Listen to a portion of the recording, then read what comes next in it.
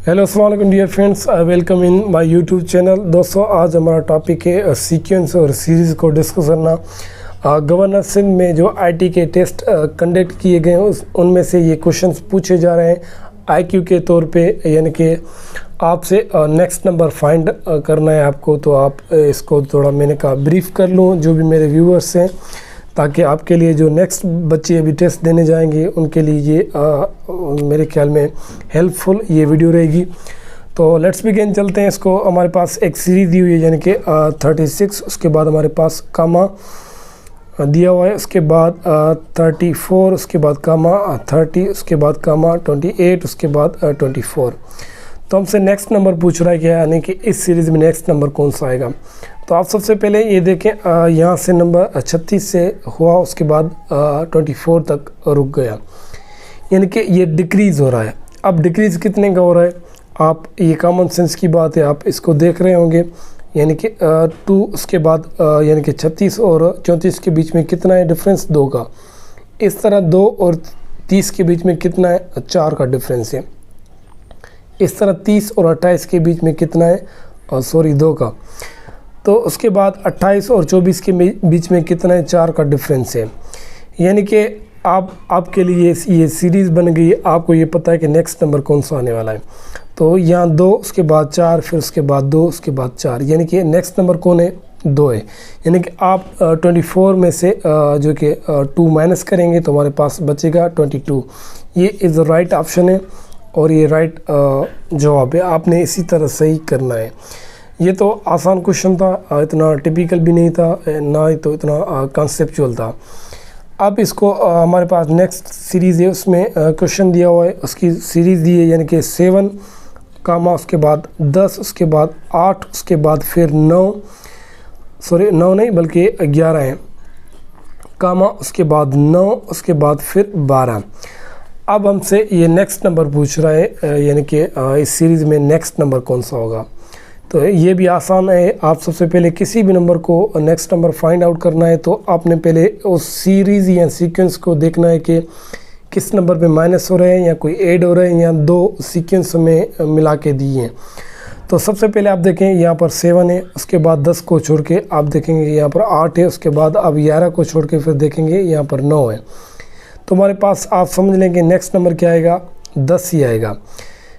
ये तो हम 10 लिखेंगे। और इसमें और भी एक चीज़ लिखी, यानी कि 10, 11, 12। उसके बाद अगर इसके बाद ये नंबर पूछे 12 के बाद क्या आएगा, 13, क्योंकि ये सीरीज़ इंक्रीज़ होती जा रही है। इसमें 2 इन्होंने सीक्वेंस दिए हुए हैं। इसमें हम नेक्स्ट नंबर को डिस्कस करेंगे। अच्छा, हमारे पास नेक्स्ट सीरीज़ दी हुई है, इसमें लिखा हुआ है 8, ठीक है, कामा, उसके बाद 22, उसके बाद दिया हुआ है 8, फिर उसके बाद कामा, उसके बाद 28, उसके बाद कामा, फिर 8। अब हमसे नेक्स्ट नंबर पूछ रहा है। फिर आप इसमें देखें 8 इसमें रिपीट हो रहे हैं, यानी कि एक टर्म को छोड़ के जो सेकंड नंबर है वो रिपीट हो रहा है। अब 22 और 28 में कितना डिफरेंस है आप ख़ुद देख लें। तो यहाँ पर 6 का डिफरेंस है। तो आप क्या करेंगे, इसमें ये नंबर इंक्रीज़ हो रहा है, ठीक है, 22 से 28, फिर उसके बाद 6 ऐड करेंगे आप, यानी कि 6 ऐड करने से आपको मिलेगा 34। ये इसका राइट ऑप्शन है और राइट जवाब है। आपने इसी तरह से ही क्वेश्चन को देखना है। इसमें ज़्यादा कोई भी मुश्किल सवालात नहीं होते। आप सिर्फ उस क्वेश्चन को देखें कि भाई सीरीज़ किस तरह से ये हमसे पूछ रही कि भाई क्या करना है। अच्छा, हमारे पास नेक्स्ट ये सीरीज़ दी हुई है, इसको हम डिस्कस कर रहे हैं। यानी कि हमारे पास लिखा हुआ है 3, कामा, उसके बाद 4, उसके बाद 7, उसके बाद 8, फिर उसके बाद 11, फिर उसके बाद 12 लिखा हुआ है। आप इसको थोड़ा सॉल्व करने की कोशिश करें, यानी कि इन्होंने किस तरह की ये सीरीज़ दी है। उस वक्त यानी कि आपका दिमाग काम नहीं करता, क्योंकि आप पे प्रेशर बन जाता है जब आपको परसेंटेज और रेशो के क्वेश्चन दिए जाते हैं, आपका माइंड काम नहीं करता। तो आप प्रैक्टिस करेंगे, आपके लिए आसान हो जाएंगे। यानी कि आप देखें पहले 3 और 4 यानी इन्होंने सीरीज़ चलाई है, 3 से स्टार्ट किया है। अब उसके बाद उसे 5 लिखना चाहिए था, मगर उसने नहीं लिखा। इस तरह 7, उसके बाद हमारे पास 8, उसके बाद उसने 9 लिखना था, मगर उसने 9 नहीं लिखा। इस तरह 11, उसके बाद 12, उसके बाद 13 लिखना था उस, मगर उन्होंने नहीं लिखा। अब ये सीक्वेंस किस तरह से बनी है, यानी कि इन्होंने 4 में से कितना ऐड किया है, 4 में से 3 ऐड किया है, तभी ये 7 बने। अब 7 और फिर 8, फिर उन्होंने कितना ऐड किया है, यानी कि 2 नंबर सीक्वेंस में चलाते हैं, उसके बाद 3 ऐड करना पड़ता है हमें। अब 8 में कितना ऐड करना पड़ा, हमें 3 ऐड करना पड़ा, इसलिए हमें क्या मिला, 11।